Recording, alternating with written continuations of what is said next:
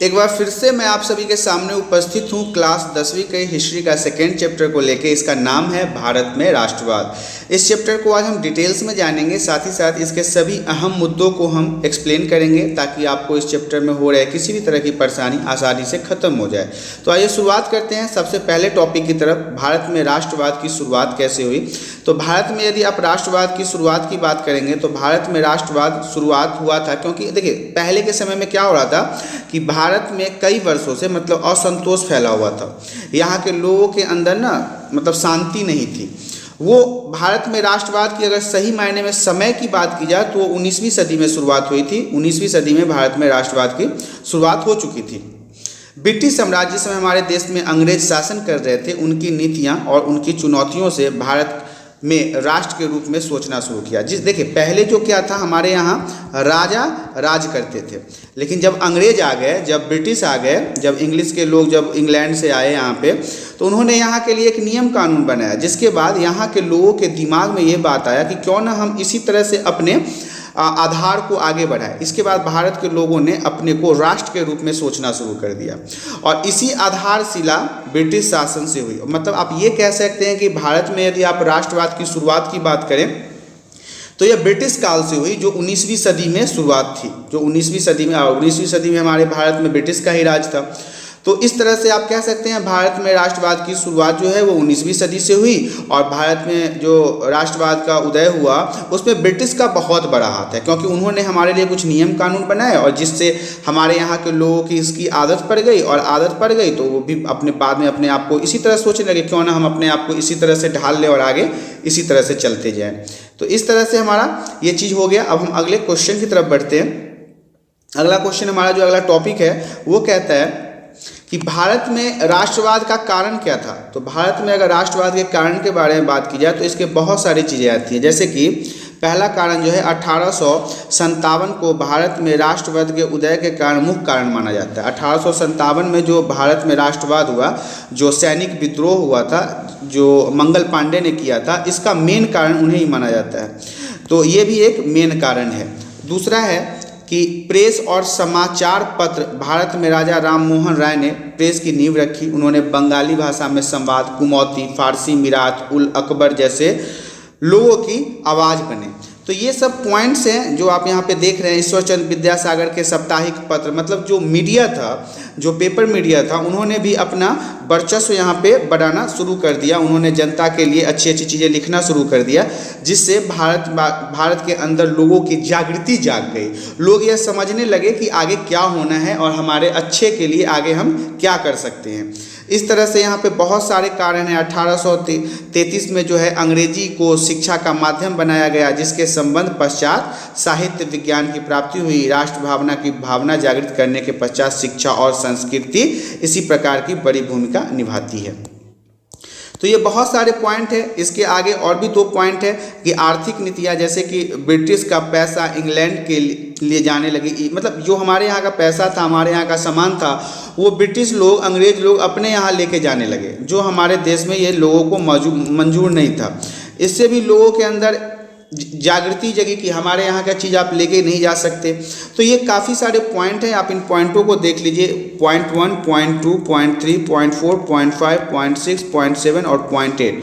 ये 8 पॉइंट जो है वो भारत में राष्ट्रवाद का कारण माना जाता है, जिसमें जो प्रमुख पॉइंट है वो नंबर 1 पे आता है 1857 के सैनिक विद्रोह, जिसमें आपको पता होगा कि मंगल पांडे ने ब्रिटिश के सिपाही होने के बाद भी उन्होंने एक सिपाही विद्रोह कर दिया। जब उन्हें पता चला कि जिस चीज़ों के ऊपर वो गन को, मतलब जो उनके पास गोली होती थी उस समय, उस पे कारतूस जो है वो गाय की चमड़ी और सूअर के चमड़ी से बनाया जाता है। इस बात से कुपित होकर मंगल पांडे ने विद्रोह कर दिया। उन्होंने कहा कि भाई ऐसा होगा तो हम ये काम नहीं कर पाएंगे।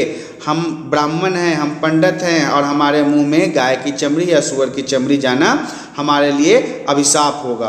और उन्होंने इस तरह से जन विद्रोह कर दिया। तो ये एक मुख्य कारण था उनके विद्रोह का और भारत में राष्ट्रवाद के उदय का। इसके बाद भी बहुत सारी चीज़ें थी, जैसे कि प्रेस समाचार में पत्र में राजा राम मोहन राय का बंगाली भाषा में, फिर ईश्वरचंद्र विद्यासागर का इधर आना, 1833 में अंग्रेजी को मेन शिक्षा बना देना, फिर हमारे पैसे को इंग्लैंड लेके जाना, ये सब वो कारण थे जिसके कारण भारत में राष्ट्रवाद का उदय हुआ। आइए हम नेक्स्ट टॉपिक की तरफ बढ़ते हैं। अब पढ़ते हैं कि युद्ध के कारण क्या थे। तो 1919 में राष्ट्र संघ स्थापना की गई थी, जिसका उद्देश्य विश्व भर में शांति स्थापित करना था। यह संगठन सभी देशों को अपना सदस्य बनाना चाहता था, जिससे उनके बीच चल रहे विवाद सुलझ जाएं। लेकिन ऐसा करने में असफल रहा, क्योंकि यही देश शामिल, कोई बहुत सारे ऐसे देश थे जो इसमें शामिल ही नहीं होना चाहते थे।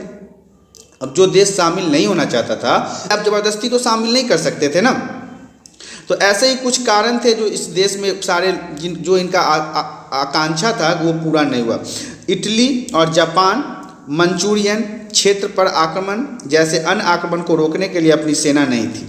इस युद्ध के कारण ऑस्ट्रिया के राजकुमार जो फर्डिनेंड की हत्या हुई थी, जिसके बाद साइबेरिया के विरुद्ध युद्ध की घोषणा कर दी गई। जिस समय यह युद्ध शुरू हुआ उस समय भारत अंग्रेजी शासन के अधीन था। हमारे भारत पे अंग्रेजों की हुकूमत थी। भारतीय सैनिक पूरे विश्व में अलग अलग जगह लड़ाई लड़ रहे थे। साथ ही साथ इस विश्व युद्ध के खत्म होने के बाद भारत में अंग्रेजी शासन के प्रति असंतोष भी साफ साफ दिखाई देने लगा था, जिस कारण से यहाँ के लोगों ने भी कहा कि हमें अब सत्याग्रह या फिर आंदोलन के माध्यम से अंग्रेजों को हटाना पड़ेगा। ये जो प्रथम विश्व युद्ध खत्म हुआ ना, इसी के बाद हमारे भारत के लोगों ने भी अंग्रेजों के खिलाफ हल्ला बोल दिया, कहा कि नहीं भाई, तुम्हारा शासन सत्ता नहीं चाहिए, तुम भी यहाँ से अब भागो। आइए अब हम अगले टॉपिक की तरफ देखते हैं। अगला टॉपिक क्या है? पहला विश्व युद्ध जो 1919 में हुआ वो क्या था, इसके क्या कारण थे? तो देखिए, भारत ने कभी पहले विश्व युद्ध में कभी आंतरिक रूप से भाग नहीं लिया था। जो भारत हमारा इंडिया देश है, ये किसी भी तरह से आप ये नहीं कह सकते हो कि विश्व युद्ध में हमने भाग लिया था। भारत को विश्व युद्ध के समय अलग अलग समस्याओं का सामना करना पड़ा। इसमें एक अलग तरह की राजनीतिक और आर्थिक समस्या पैदा हो गई थी। अंग्रेजों के रक्षा बजट को बढ़ाने के लिए युद्ध के दौरान टैक्स हमारे यहाँ बढ़ा दिए गए थे। इनकम टैक्स और कस्टम ड्यूटी को भी बढ़ा दिया गया ताकि राजस्व इकट्ठा किया जाए, ताकि पैसा ज़्यादा से ज़्यादा इकट्ठा किया जाए और वो हमारे यहाँ के पैसे लेके वहाँ पे युद्ध में अपना खर्च कर रहे थे। 1913 से 1918 के बीच लोगों को सेना में जबरन भर्ती कर दिया गया, ज़बरदस्ती उन्हें वहाँ पे भर्ती कर दिया गया। और 1918 से 1920 बहुत सारी फसलें खराब हो गई थी। 1921 की जनगणना के मतलब सर्वे के अनुसार महामारी के कारण 120 से 130 लाख लोग यहाँ पे मारे गए थे। बड़ा आश्चर्य लगता है कि हमारे भारत देश में 1921 में जो जनगणना किया गया उसमें पता चला कि हमारे यहाँ भूख से लोग, महामारी से और भूख से लगभग 120 से 130 लाख लोग मारे गए थे। आइए हम अगले टॉपिक की तरफ देखते हैं। सत्याग्रह पर हम एक बार विचार के बारे में देखते हैं कि सत्याग्रह पर विचार हमारे यहाँ क्या था। तो देखिए, सत्याग्रह जो था उसमें सत्याग्रह का नाम लेते ही महात्मा गांधी जी पटाख से ऊपर आ जाते हैं कि आखिर महात्मा गांधी जी ही सारा सत्याग्रह किया। ऐसा नहीं है, नाम लोग लेते हैं लेकिन सच्चाई कुछ और है। फिर भी आइए हम पढ़ लेते हैं, क्योंकि इतिहास में आज तक हमें जो पढ़ाया गया वो महात्मा गांधी जी के बारे में ही पढ़ाया गया, पंडित जवाहरलाल नेहरू के बारे में ही पढ़ाया गया और इनके बारे में अच्छी अच्छी बातें बताई गई। कोई नहीं, अगर बताई गई है तो हमें हमारे सब्जेक्ट पर भी ध्यान देना है और पढ़ना है। तो आइए शुरुआत करते हैं। पहला पॉइंट कहता है महात्मा गांधी 1915 में भारत वापस लौटे। कहाँ से लौटे? साउथ अफ्रीका से लौटे। उनके रूप में भारत को एक नया न्योता मिला, मतलब वो जब आ गए तो उन्हें एक यहाँ पे नए नेता के तौर पे देखा जाने लगा। गांधी जी को यहाँ पे एक नया नेता की तरह देखा जाने लगा। दूसरा पॉइंट है, गांधी जी ने जन आंदोलन का एक अनोखा तरीका अपनाया जिसे सत्याग्रह से जाना जाता था। गांधी जी का मानना था कि अपनी लड़ाई अहिंसा से भी जीती जा सकती है। अहिंसा मतलब समझते हैं ना, बिना लाठी, बिना सोटा, बिना गोली, बिना बम, बिना बारूद के। अब पता नहीं, ऐसी लड़ाई तो उस समय शायद जीती जाती होगी, हमारे यहाँ अभी के समय में तो नहीं जीती जाती है। अभी तक तो गोली चले ना तब तक तो लड़ाई होती नहीं। और खासकर जब बाहर के देश वाले हमारे ऊपर राज कर रहे हो पिछले 200 सालों से, तब ये लाठी या भाला काम आएगा, ना कि चमेटा और शांति से बैठ के मुंह देखते रहना काम आएगा। उस समय गोली, बंदूक और बारूद ही काम आती है।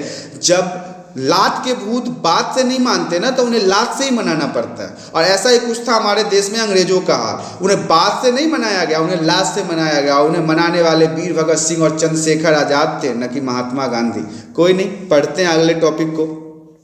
गांधी जी ने बिहार के चंपारण जिले में 1916 और गुजरात के खेड़ा में 1917 और अहमदाबाद के मिल मजदूरों के लिए आंदोलन 1919 में लड़ी, जिसे पूरी दुनिया, पूरा भारत इतिहास में सत्याग्रह के नाम से जानने लगा।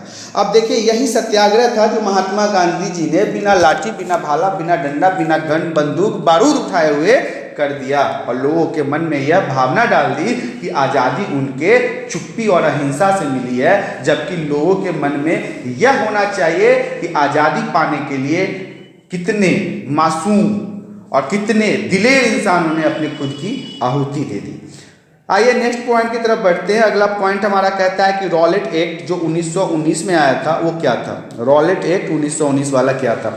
इस अधिनियम से सरकार को राजनीतिक गतिविधियों पर लगाम और राजनीतिक कैदियों को बिना मुकदमा चलाए बंद करने का आदेश था। वाह, मनमानी, ये तो हो गया मनमानी। मतलब कि उस समय जो अंग्रेज थे वो चाहे जिसको जब जहां जेल में बंद कर दे और पेल दे उसको भाई। अब देखिए, उस समय कैदियों पर बिना मुकदमा चलाए बंद करने का आदेश था। यही था रॉलेट एक्ट 1919 में कि अंग्रेज जिसको चाहे जब चाहे उठा के बंद कर देंगे और जो मन होगा वो कर देंगे।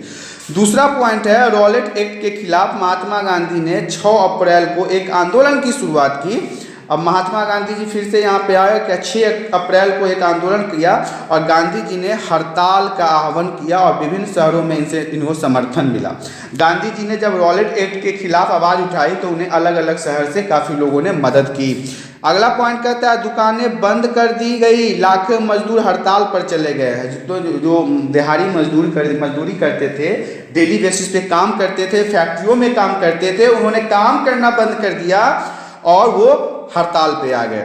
अगला पॉइंट हमारा कहता है कि इस आंदोलन के खिलाफ खड़ा उठाने का निर्णय लिया गया। कई नेता जो थे उनके धाकड़ नेता हुआ करते थे, उन्हें बंदी बना लिया गया और महात्मा गांधी को दिल्ली आने से रोका गया। महात्मा गांधी को मना कर दिया गया कि आप दिल्ली नहीं आ सकते हैं। रॉलेट एक्ट के खिलाफ जब महात्मा गांधी ने आवाज़ उठाई तो ये चारों पॉइंट वहाँ पे आप दर्शा सकते हैं कि क्या था रॉलेट एक्ट और कैसे इसके खिलाफ आंदोलन किया गया था। आइए अगले टॉपिक की तरफ बढ़ते हैं। जलियांवाला बाग हत्याकांड क्या था? देखिए, नाम सुनते ही मेरे शरीर में ना एक लहर सी दौड़ उठती है और फिर पता नहीं मेरे को मन होता है कभी कभी कि 200-400 को सुला दूं अकेले ही। ये एक ऐसा कांड था जो आपके रूह को कपा देगी, मतलब कपा क्या देगी, आपको रुला देगी। जलियांवाला बाग हत्याकांड कोई छोटा हत्याकांड नहीं था। 1919 का यह वह हत्याकांड था जिसमें आम इंसानों को झकझोर के रख दिया, उनकी जमीनें खिसका दी। आपको इसकी सच्चाई बताऊंगा तो एक लंबी वीडियो बन जाएगी, फिर कभी समय मिलेगा तो बताऊंगा, लेकिन अभी फिलहाल विषय पे रहते हैं। इस विषय में है 13 अप्रैल 1919 को। कब? 13 अप्रैल 1919 को जलियांवाला बाग मैदान में काफ़ी संख्या में लोग एकत्रित हुए थे। निहत्थे लोग एकत्रित हुए थे जलियांवाला बाग मैदान में। वह एक मैदान है, चारों तरफ दीवारों से, मोटी मोटी ऊंची ऊंची दीवारों से घिरा हुआ है। वो मैदान था जहाँ पे निहत्थे लोग कुछ बातें, कुछ विचार, कुछ अपने अच्छे दिनों के कामना के लिए इकट्ठा हुए थे। लेकिन ये जो जनरल डायर है सैनिकों के साथ वहाँ पहुँच जाता है, अपने सैनिकों के साथ वहाँ पहुँच जाता है और एक ही रास्ता था बाहर निकलने का। उस रास्ते को बंद करके उन निहत्थे लोगों पर गोलियां चलाना, बरसाना शुरू कर देता है। उन निहत्थे लोगों पर कंटिन्यू गोलियां चलाता रहता है और उसमें हजारों लोगों की जान चली जाती है। खबर आग की तरह फैल गई। लोग पुलिस से मोर्चा लेने के लिए सरकारी इमारतों पर हमला करने लगे। अब भाई ऐसा कांड होगा, निहत्थे पे गोली चलाओगे और जिसमें हजारों हजार लोग मारे गए तो फिर कोई शांत नहीं रहेगा। और फिर यहाँ से जलियांवाला कांड जो हुआ, उसी दिन भगत सिंह ने यह सोच लिया था कि अब बेटा छोड़ूंगा नहीं, अब पेलूंगा। और उसके बाद उन्होंने कसम खाई और उन्होंने बहुत कुछ किया हमारे देश के लिए, हमारे देश को आज़ाद कराने के लिए। खुद फांसी लटक गए। ये कम बड़ी बात नहीं होती। अपने देश से इतना प्यार, अपने भारत माता से इतना प्यार, ये आम लोगों के लिए बस की बात नहीं है। कोई महान आदमी ही कर सकता है, ये वो महापुरुष ही कर सकते हैं। देखिए अब आगे के टॉपिक पे बढ़ते हैं। अगला टॉपिक हमारा कहता है खिलाफत आंदोलन क्या था। क्या है ये खिलाफत आंदोलन? 1919 में ये कौन सा आंदोलन आया जिसका नाम खिलाफत आंदोलन रख दिया गया? तो आइए देखते हैं कि खिलाफत आंदोलन क्या है। खिलाफत आंदोलन के बारे में बताने से पहले मैं आपको बता दूं कि यह 1919 में हुआ था। खिलाफत आंदोलन 1919 में हुआ। पहला पॉइंट जो है खिलाफत आंदोलन का वो कहता है खिलाफत आंदोलन के जरिए महात्मा गांधी हिंदू और मुसलमानों को एक साथ करना चाहते थे, एक साथ कर सकते थे। खिलाफत आंदोलन का नेतृत्व शौकत अली मोहम्मद अली ने किया था। शौकत अली और मोहम्मद अली ने किया था। ध्यान से देखिएगा कि खिलाफत आंदोलन जो 1919 में हुआ था उसके नेता कौन थे? तो शौकत अली और मोहम्मद अली ने किया था। खिलाफत के समर्थन में गांधी जी ने स्वराज के लिए असहयोग आंदोलन शुरू करने के लिए राजी हो गए। और नेक्स्ट पॉइंट कहता है खिलाफत के समर्थन में बॉम्बे में एक खिलाफत कमेटी बनी गई। अब देखिए ये खिलाफत आंदोलन जो था उसके नेता जो थे उनका नाम था शौकत अली और मोहम्मद अली, और इसमें गांधी जी ने इसके समर्थन में स्वराज के असहयोग आंदोलन को शुरू किया। और यही खिलाफत वो आंदोलन है जिसके लिए मुंबई में एक कमेटी का निर्माण हो गया था। आइए हम अगले पॉइंट की तरफ बढ़ते हैं कि असहयोग आंदोलन क्या। ये बहुत ही इंपॉर्टेंट टॉपिक है, अक्सर एग्जाम में पूछे जाते हैं। तो मैं आपको बता दूं कि 1909 में स्वराज पुस्तक में लिखा भारत में अंग्रेजी राज इसलिए स्थापित हो पाया क्योंकि भारत के लोगों ने उनका साथ दिया। सही बात है, बिल्कुल जेन्युइन बात है कि भारत में ब्रिटिश लोग इसलिए आके अपना पांव जमा पाए क्योंकि उस समय के हमारे नेता राजा लोभी थे, चाटुकार थे, अय्याश थे, दारूबाज थे और लड़कियों के शौकीन भी थे। और यही सब कमजोरियां देख के अंग्रेजों ने इनकी इन कमजोरियों का भरपूर फायदा उठाया। इन्हें वो सभी चीज़ों को मुहैया कराया जो इनकी कमजोरियां थी। महंगे महंगे दारू, विदेशी लड़कियां का नृत्य और इन्हीं चीज़ों के बीच हमारे वो राजा बिक गए और हमारे देश को बेच दिया। और इसी कारण से धीरे धीरे अंग्रेजों के पांव यहाँ पे मजबूत होते गए और हमारा भारत गुलाम होता गया। इसके अलावा मैं आपको बता देना चाहता हूँ कि गांधी जी का मानना था कि अगर भारतीय अंग्रेजों का सहयोग करना बंद कर दे तो उनके पास भारत छोड़ने के अलावा कोई रास्ता नहीं रहेगा। ये बात भी सही है, अगर हमारे भारत के लोगों ने भी उनका समर्थन दिया है, लेकिन दिया क्यों? क्योंकि हमारे राजा कमजोर पड़ गए। हमारे पास उस समय संविधान नहीं था, नौकरी नहीं थी, खेती नहीं थी, जमींदारों का हक चलता था, बड़े बड़े राजाओं का हक चलता था। तो आम जनता मजदूर क्या करता? भोजन के लिए तो कुछ ना कुछ करना था ना। अंग्रेजों ने उन्हें नौकरी दिया तो इन्होंने नौकरी करके अपने भोजन का जुगाड़ किया। अपने सामने अपने बाल बच्चे को मरते हुए कौन देखना चाहता है? इस तरह से अब अंग्रेजी सरकार द्वारा दी गई सारी उपाधियों को वापस करना अगर शुरू कर देते हमारे भारत के लोग तो भी अंग्रेज कमजोर पड़ जाते। अब अगला जो पॉइंट है वो कहता है कि सिविल सर्विस, सेना, पुलिस, कोर्ट, लेजिस्लेटिव काउंसिल का बहिष्कार करने से भी वो हमारे देश को छोड़ देते। ये सब असहयोग आंदोलन जो हुआ उसके वो पॉइंट थे जिसमें ये सब किया गया। बगान में काम कर रहे श्रमिक, बगान में काम कर रहे जो श्रमिक थे उन्होंने भी काम करना छोड़ दिया। बगान में काम करने वाले श्रमिकों ने काम करना छोड़ दिया। और 1859 की बात है, अंतर्देशीय उत्प्रवास अधिनियम जिसमें बगान में काम करने वाले श्रमिकों को बाहर जाना माना जाता था, तो ये सभी ने अपना एक तरह से बिल्कुल असहयोग कर दिया। और ये इनके कारण से इन लोगों ने सोचा कि शायद अंग्रेज कमजोर पड़ जाएंगे और ऐसा हुआ भी। आइए हम अगले टॉपिक की तरफ देखते हैं। हमारा अगला टॉपिक कहता है सविनय अवज्ञा की ओर। अब सविनय अवज्ञा क्या है? तो फरवरी 1921 में गांधी जी ने असहयोग आंदोलन वापस लेने की घोषणा कर दी अचानक से। फरवरी 1921 में गांधी जी ने असहयोग आंदोलन वापस लेने की घोषणा कर दी अचानक से, जिससे हमारे कई सारे क्रांतिकारी नेता को आघात भी पहुंचा, उन्हें गुस्सा भी आया। ये क्या है भाई? मतलब अपने फायदे के लिए आप कुछ भी कर दो, अरे देश का फायदा देखो ना। अगले पॉइंट की तरफ बढ़ते हैं। अगला पॉइंट कहता है CR दास और जवाहरलाल नेहरू ने स्वराज पार्टी का गठन किया और 1920 के बाद राजनीति की दिशा लेने के कारण, अब 1920 के बाद क्या हुआ? राजनीति को दिशा देने के कारण सविनय अवज्ञा की ओर जो हम बात कर रहे हैं कि असहयोग आंदोलन का वापस आ जाना, अचानक से खत्म हो जाना, इधर CR दास और जवाहरलाल नेहरू का पार्टी का निर्माण करना, उसी बीच एक इम्पोर्टेंट टॉपिक उभर के आता है आर्थिक मंदी। 1930 के बाद कृषि उत्पादों की मांग में गिरावट आई, जिससे उसकी कीमतों में भी गिरावट दर्ज की गई। तो ये सब सविनय अवज्ञा के अंतर्गत आता है। आइए अब हम अगले पॉइंट की तरफ बढ़ते हैं। अगला पॉइंट कहता है कि साइमन कमीशन क्या है। यह आयोग 1928 में भारत आया। कितने में आया? 1928 में भारत आया। कांग्रेस ने इस आयोग का विरोध किया क्योंकि इसमें एक भी भारतीय शामिल नहीं थे। मतलब हमारे देश की संविधान, हमारे देश का स्वचालन, हमारे देश की संस्कृति कोई और चलाएगा।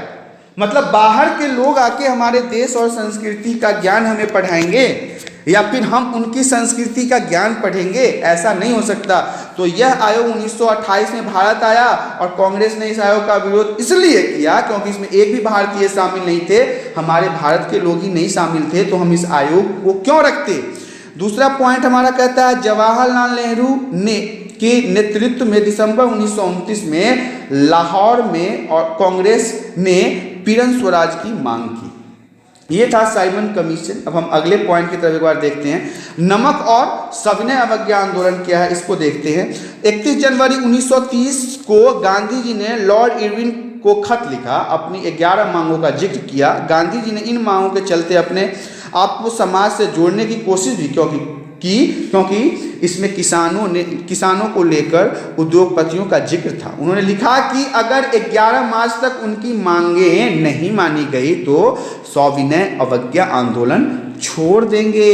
इरविन की बातों को मानने से मना कर दिया। उस समय का जो हमारा वहाँ लॉर्ड इरविन जिनको उन्होंने खत लिखा था, उन्होंने मना कर दिया कि नहीं मानता भाई तेरी बात, जा जो करना कर ले, नहीं मानूंगा तेरी बात। और इसके फलस्वरूप उन्होंने 78 वॉल्टियर के साथ वॉल्टियर मतलब कहिए कि इनके समर्थक कह सकते, वॉल्टियर के साथ नमक यात्रा शुरू कर दी। ये साबरमती आश्रम से 240 किलोमीटर दूर जाकर खत्म हुई।